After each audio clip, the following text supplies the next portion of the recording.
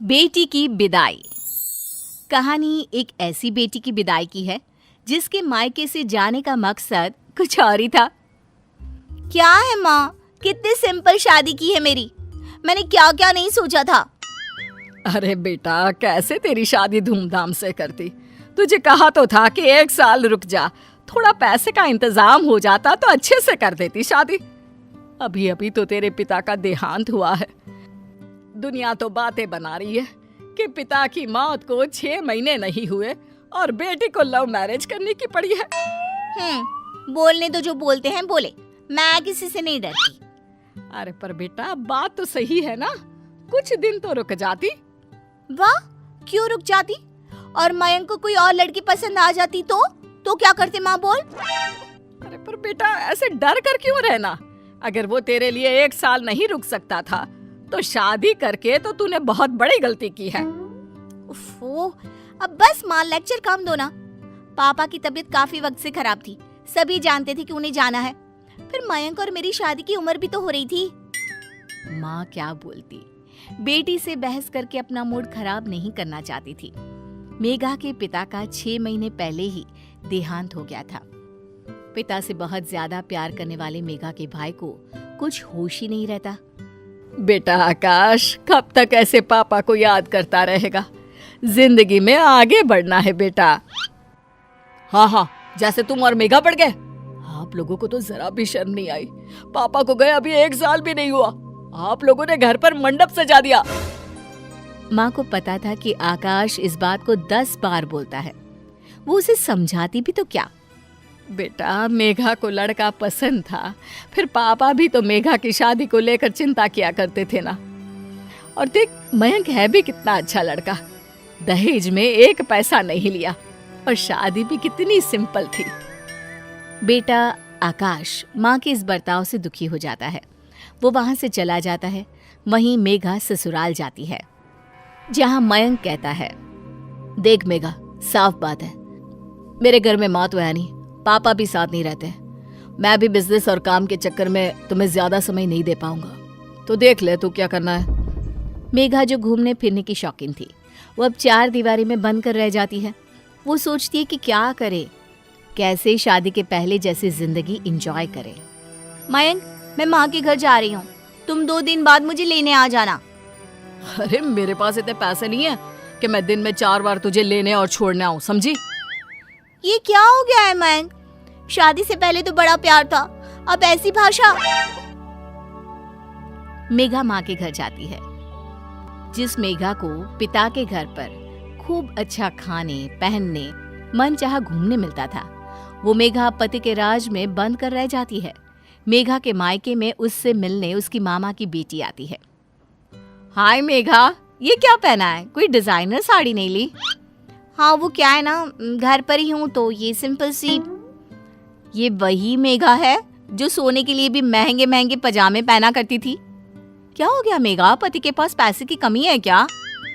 अब क्या था, मेघा को खुद पर गुस्सा आने लगता है। तभी मामी बोल पड़ती है, मेघा, वैसे बड़े शहर की लड़की थी तू, क्या जरूरत आन पड़ी ऐसे छोटे से शहर में शादी कर ली। वहाँ ना अच्छा पहनावा है ना अच्छा खान पान। हाँ, वो क्या है ना, मयंक का बिजनेस वही है तो इसलिए। हाँ, वो तो ठीक है, लेकिन कहीं घूम तो आया कर। अब मेघा क्या कहती कि मयंक के पास पैसे नहीं है, कहाँ तो इतना घूमने फिरने की शौकीन मेघा। अब क्या करे सबके जाने के बाद। माँ, मुझसे बहुत बड़ी गलती हो गई मयंक से शादी करके। मैंने तो पापा का जाना भी नहीं देखा। मयंक जो पैसा दिखाया करता था वो पैसा उसके पास है ही नहीं। ऊपर से छोटा शहर, शुरू होते ही खत्म हो जाता है। ना कोई मॉडर्न कपड़ा पहनो, ना कहीं घूमने जाओ। माँ, मेरी जिंदगी तो किसी बूढ़ी औरत जैसी हो गई है। देख बहन, अब यहाँ तो कुछ है नहीं। पापा के जाने के बाद तुरंत तेरी शादी के कारण सब लोग हमसे नाराज हैं। अरे तो मैं कौन सा कोई बहुत खुश हूँ? मैं भी तो जैसे तैसे लाइफ काट रही हूँ। अरे तो की क्यों शादी? कोई तेरी उम्र भी इतनी नहीं हो रही थी, तब तो लव मैरिज के चक्कर में तूने शादी कर ली। और अब रो रही है कि शहर छोटा है, मयंक के पास वो पैसा नहीं है जो वो दिखाया करता था। क्यों? अब वो तेरा पति है, वो जिस हाल में रखे रह, समझी? जो बात माँ को समझानी चाहिए थी वो भाई समझा रहा था, लेकिन लालची मेघा को अब मायके में रहना ज्यादा अच्छा लगने लगा। कारण आराम और महंगी शौक। बेटा, मयंक का फोन आया था। वो बोल रहा था कि खाना नहीं खा पा रहा है ढंग से, तो मेघा को भेज दे। भगा रही हो? साफ साफ बोल दो कि ससुराल चली जाओ। क्यों नहीं रखा जा रहा है क्या बेटी को? अरे कैसी बात कर रही है मेघा, तू तो मेरी औलाद है, क्यों नहीं रखूंगी तुझे भला? तेरा ही तो घर है ये। लेकिन वाह, जब मेरा घर है तो रहने देना।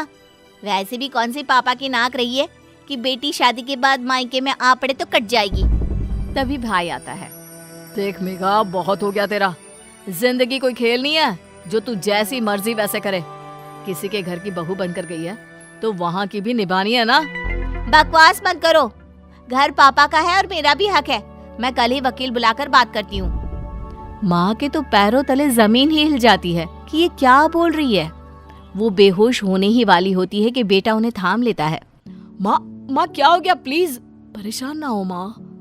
अरे बेटा, समझ में नहीं आ रहा इस लड़की की परवरिश में मैंने कौन सी कमी छोड़ी।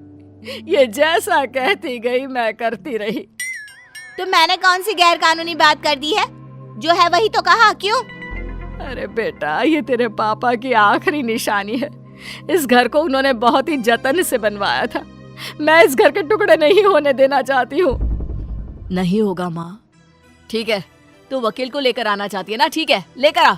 लेकिन एक बात ध्यान रखना, पापा पर लाखों का कर्जा था जो मैं चुका रहा हूँ, उसका आधा कर्जा तू चुकाएगी। तभी वहां मयंक आ जाता है।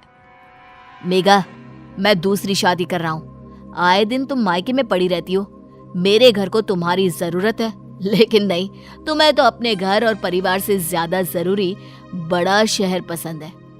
वैसे तुमको ना ये बात शादी से पहले सोचनी चाहिए थी, लेकिन कोई ना। मेघा को समझ में नहीं आता कि ये क्या हो गया। कहाँ तो उसने एक ऐश की जिंदगी सोची थी, लेकिन हाय रे, ये क्या हो गया। नहीं प्लीज, आप लोग ऐसी बात ना करो। मैं कहाँ से पापा का कर्जा भरूंगी? मयंक, तुम दूसरी शादी क्यों कर रहे हो? मैं घर चलती हूँ, मुझे माफ कर दो। माँ, मेरी विदाई कर दो।